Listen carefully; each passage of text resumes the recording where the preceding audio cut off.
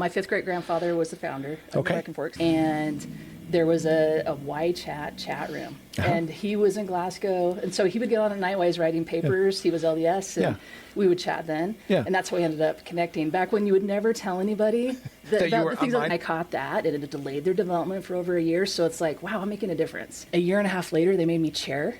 So like, probably the fastest anybody's ever become chair.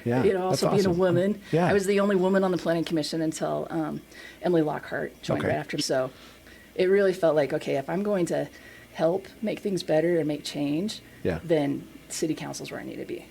But I think the hard thing for residents is when an applicant comes in and they're presenting a zone that fits the general plan, the public thinks like we have a choice to say like, oh, you're allowing high density here. It's like, well, that's what the general plan allows. No, we've just taken their right, and we've, violated their 5th and 14th Amendment rights that you can't take back. And I assume that happens on the reverse too, where somebody's like, hey, this was residential, but I'd like, Pioneer Crossing is now here, can I make it a commercial, It's like, hey, I've got this residential piece, but it's completely surrounded by commercial. It's an island. It doesn't make sense. It's like, you go back and look at the, since the general plan, there's been 0 places where we have allowed high density that was not already, not already allocated on the plan. I would rather be in a room with somebody who has a different idea and work through it and see where we can get to a better spot. Well, and that's kind of why I want to talk about that. Just because unfortunately what makes the news or what makes the things are the contentious parts, right? And there's reasons why, I guess, right? But I like that behind the scenes, hey, there's a lot of people coming together, right? When you have a lot of people going in with really good intentions, trying to get it right for everybody, and that was pretty incredible to be a part of. I just had no idea that I was going to be involved at the level that I was. When things moved with the interlocal agreements, they moved really fast. And we had it all set up. And so I'm making connections with city council members, but I'm so new to this. Like I'm a couple of months in.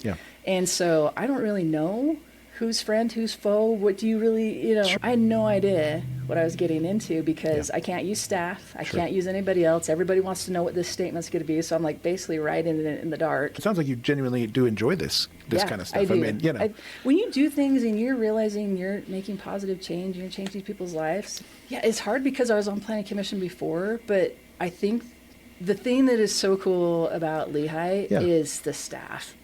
I mean, like, you start working and involving yourself with the staff, and you're like, oh, man, this is where I want to be, where I want to work. I think Lehi's done some pretty incredible things when it comes to making sure the economy that we have is going to be stable. Like, this is a place people want to be. Their families want to stay. Their kids want to stay here. I know when I interviewed the mayor, this is, 6 months ago or something, he was like, all roads go through Lehi. So that's a huge part of it, is coordinating and making sure that we get on the same page.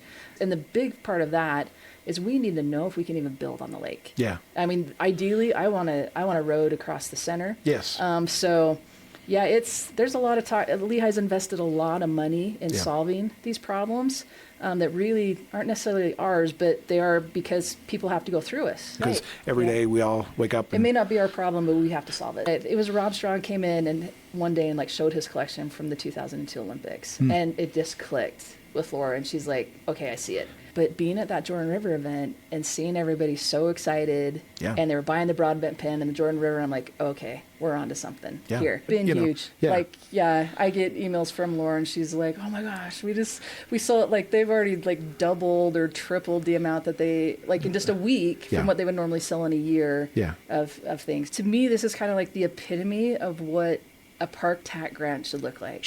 They're having community events every month. They're free. We're getting the community together. And you're feeling this swell of pride in Lehi and our history, and people are learning things they didn't know about before. And when I got back from that post, is everybody was talking about the kamikaze slide. It's that moment when Joffrey Rolfe, he comes down the corner and he says, "That's all of them, Uncle George." It's like, I got to capture that moment. 14-year-old girl asked to do the impossible. And so you look at what she did and taking her family and her, these young siblings across the plains with her disabled father in a cart. So she's 14. I think she had 4 younger siblings. And they had a lot of, friendly Native Americans who helped them and all these things. It's just like a miracle they made it across. And then they got to Lehi in the fall, ended up spending the winter in a dugout here close off of Main Street. The thing that I love the most is my kids are so excited about these events. Oh, good. They want to be there. My oldest was like, he's like, I need to join the Historical Society. How do I join? I've always just felt like no matter how big Lehi has gotten, we always feel like we're with family when we're there. And so like, I don't ever want to lose that. And one of the cool things with that is there was this hat that with a duck on it that said, I survived the Lehi 1983 flood. And there's always ways to get involved and like things where you can see a need and just push yourself a little bit further. Like in schools too, not just with, there's always needs and things with the different programs where they need people to just show up. We got to have the younger people showing up to these things to be able to pass on the stories. So yeah, you can go use those skills and make some good money, and then everybody does. But when you have that extra time you're going to donate, take those skills and help some of these organizations that could never afford to be able to hire you. But the amount of growth that's happening in Utah and knowing that we're right in the heart of it, I think there's always going to be that kind of constant of how can we make sure that people are moving through us, that we're not bottlenecked here. Younger generations are kind of thinking like this is the way forward. So only 25% of those who move out of state will ever come back. You know, they're taking our community and our culture with them. I have this vision, this change, everything I can do. And you start to learn things that like, you know, these bold ideas don't move anywhere without trust. You know, and just make it, if you don't have buy-in from other people, it's just noise. There's nothing you can do without consensus with council, you know, and like really I'm only effective when I'm there. And I have 2 other voices that join me because the way Mayor Johnson has been is he's been very heavily involved. He's in the meetings. People know who he is. He has the ability to reach out to federal, you know, and get money. Collaboration. You know, we don't need necessarily any mavericks per se. You know, it's working together, right? It's huge because like when you have those relationships and you can be straight with each other. We live in a very divisive world. And so that's why I always like the local stuff because it's like, all right, hey, we're neighbors. Let's be friends.